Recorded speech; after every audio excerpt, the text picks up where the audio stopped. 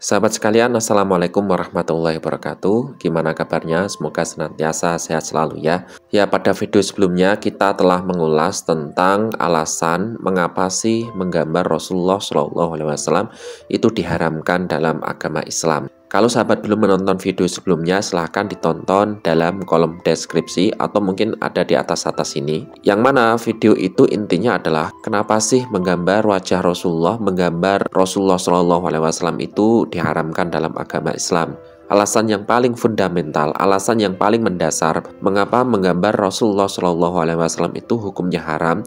Hal itu dikarenakan dengan adanya gambar Rasulullah SAW itu, maka hal itu akan menjadi sebab pengkultusan atau penyembahan kepada Rasulullah SAW.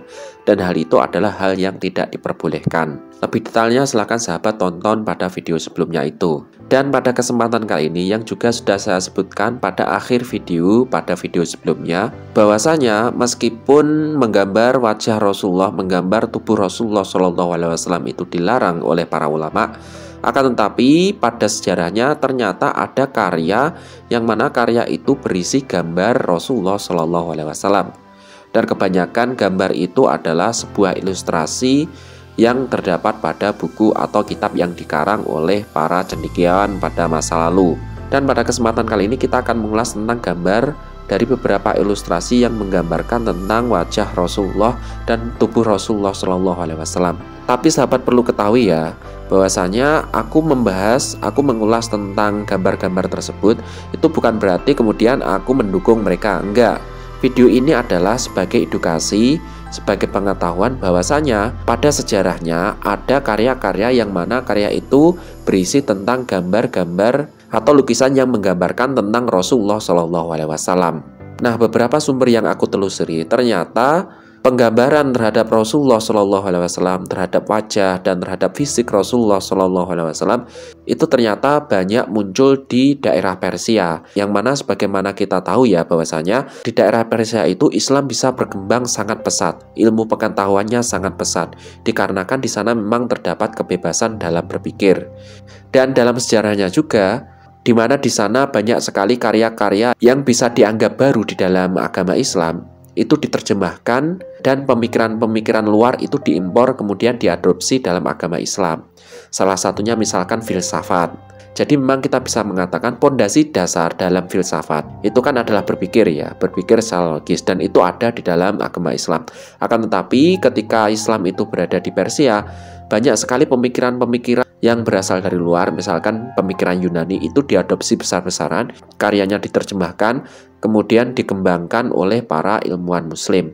Sehingga demikianlah yang menjadikan agama Islam pada masa itu, yaitu pada masa Abbasiyah pada puncaknya, itu mereka bisa meraih puncak kejayaan baik dalam kemajuan berpikir maupun kemajuan dalam bidang-bidang lainnya seperti bidang ekonomi dan bidang sosial.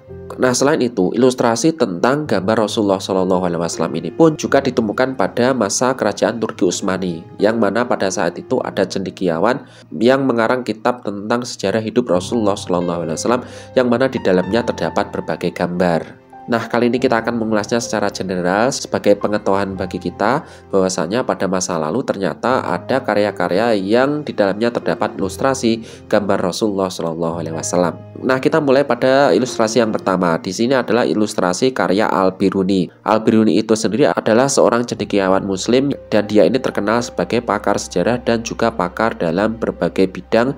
Salah satunya adalah astronomi dan matematika.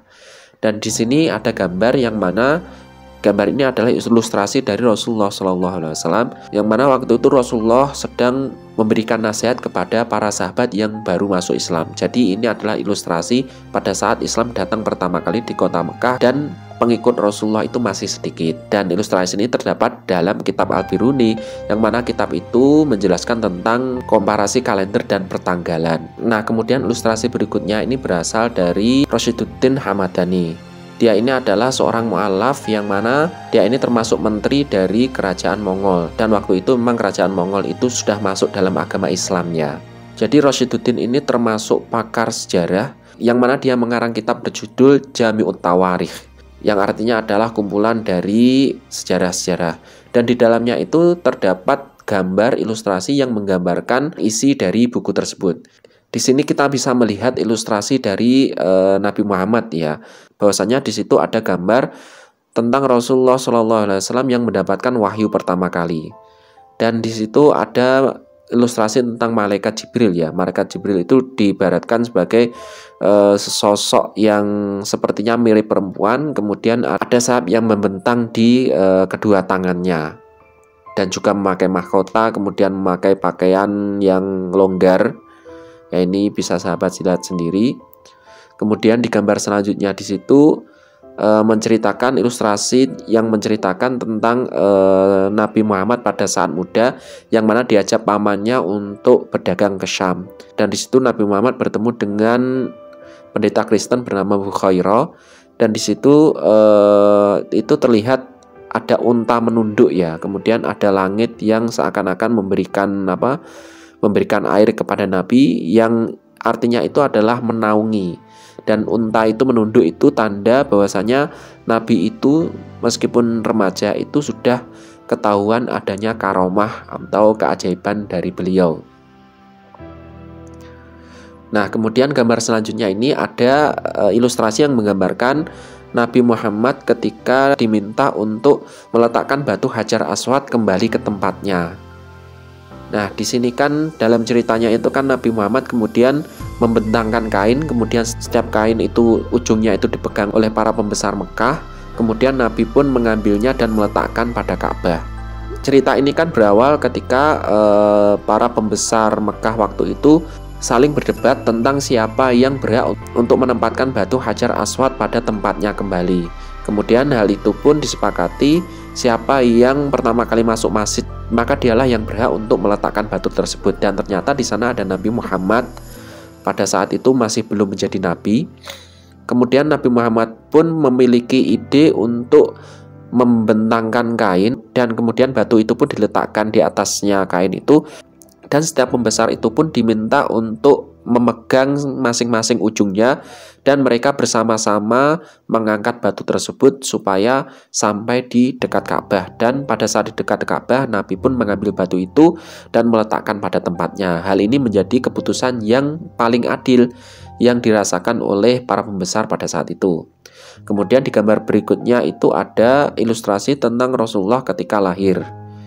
Nah, di situ ada sosok seperti malaikat ya. Entah wallahu alam itu keterangannya itu bagaimana, tapi di keterangannya ini, ilustrasi ini menggambarkan tentang Rasulullah yang lahir. Kemudian selanjutnya ini ada ilustrasi tentang Nabi Muhammad naik buraq, yaitu buraqnya itu memang digambarkan seperti seperti kijang ya. Kemudian memakai mahkota, dan terdapat malaikat-malaikat di sini. Kemudian di ilustrasi selanjutnya itu ada Nabi Muhammad yang sedang beristirahat bersama Abu Bakar, dan di sini adalah pada saat hijrah ya, di mana di tengah jalan kan Nabi Muhammad meminta susu kepada seorang pengembala. Nah, di ilustrasi selanjutnya di sini berasal dari Persia juga pada abad ke-15, pada abad pertengahan, di mana di sini gambaran Nabi Muhammad itu naik buraq kemudian masuk ke surga. Jadi kan ketika Isra Mi'raj kan Nabi Muhammad kan sempat masuk ke surga, dan di sana Nabi Muhammad melihat orang-orang yang mendapatkan kenikmatan surga. Nah, di sini kan gambaran dari surga itu seperti ini di ilustrasinya itu. Kemudian Nabi Muhammad pun sempat masuk ke neraka melihat bagaimana orang-orang itu disiksa di sana. Belum masuk ya mungkin, tapi dilihat dari luar, lebih tepatnya seperti itu. Dan di sini ada gambaran orang yang disiksa oleh api neraka. Kemudian di situ ada ada makhluk yang memiliki tugas untuk menyiksa. Di situ di tangannya seperti ada gada merah ya, dan rambutnya menyala-nyala, itu tanda kebengisan mungkin ya. Jadi wajahnya hitam, kulitnya hitam, itu tanda kebengisan. Nah, kemudian selanjutnya itu ilustrasi Nabi itu naik ke langit, ke lapisan langit ya. Di sana itu ada bertemu dengan Nabi Adam, kemudian selanjutnya bertemu dengan para nabi. Itu ada ada tangga-tangganya itu, yaitu sama masih naik buraq. Nah, kemudian ini yang dari kerajaan Turki Utsmani itu ditulis atau dikarang oleh Mustafa putranya Yusuf Erzurum. Ini termasuk Sufi Maulawi. Jadi Mustafa ini memiliki karya yang berjudul Syiarun Nabi, atau dalam bahasa Indonesianya itu adalah kehidupan Nabi, kehidupan Rasulullah SAW. Dan kalau di karyanya ini wajahnya Nabi itu tidak digambar ya, akan tapi di tubuhnya itu keluar api. Ini merupakan tanda bahwasanya itu adalah seseorang yang suci, jadi ada apinya. Nah, ini ilustrasi yang pertama ini adalah ilustrasi yang menggambarkan Nabi Muhammad mendapatkan wahyu pertama kali di Gua Hira. Kemudian ilustrasi selanjutnya itu Nabi Muhammad ketika berada di Mekah, di Ka'bah itu sedang sholat ya, sedang berdoa. Di situ masih sama, ada wajahnya itu tidak terlihat dan digambar dengan wajah putih, dengan tubuh yang putih. Kemudian ada api yang mana itu adalah simbol dari kemuliaan. Nah, di bagian selanjutnya ini ada peristiwa Perang Badar. Nah, di Perang Badar ini kan ceritanya pasukan muslimin itu dibantu oleh malaikat, sehingga meskipun jumlahnya sedikit, itu kaum muslimin itu bisa menang melawan kaum kafir Quraisy. Dan di situ mungkin kaum muslimin itu pasukan yang di bawah itu ya, itu memakai kuda itu kaum muslimin, kemudian malaikatnya mungkin yang di atas itu, karena di situ ada simbol langit yang artinya itu malaikat itu terbang. Dan itu mungkin yang baju merah itu malaikat Jibril yang memakai sayap itu, memakai sayap merah, hijau, dan kuning itu mungkin malaikat Jibril. Nah, ini adalah ilustrasi yang ada dalam karya-karya para cendekiawan masa lalu yang menggambarkan tentang Rasulullah SAW. Nah, ini gimana pendapat sahabat sekalian? Kalau pendapat mayoritas ulama Ahlus Sunnah bahwasanya menggambar Rasulullah SAW dalam bentuk lukisan, dalam bentuk gambar itu tidak diperbolehkan. Gambaran Rasulullah itu hanya diperbolehkan dalam bentuk lisan, karena memang ada ya gambaran itu, hadisnya itu ada. Akan tetapi gambaran dalam bentuk gambar, dalam bentuk media yang dicetak di kertas, dalam bentuk film juga itu tidak diperbolehkan, karena madharatnya atau bahayanya itu sangatlah besar. Nah, itu mungkin ini sekedar wawasan bahwasanya ada fakta semacam ini. Kalau kita mengikuti ulama mayoritas itu tidak diperbolehkan untuk menggambar wajah Rasulullah SAW. Nah, mungkin cukup sekian untuk informasi kali ini, semoga bermanfaat. Kita ketemu lagi dalam video berikutnya. Jangan lupa untuk klik like dan subscribe. Terima kasih telah menonton. Wassalamualaikum warahmatullahi wabarakatuh.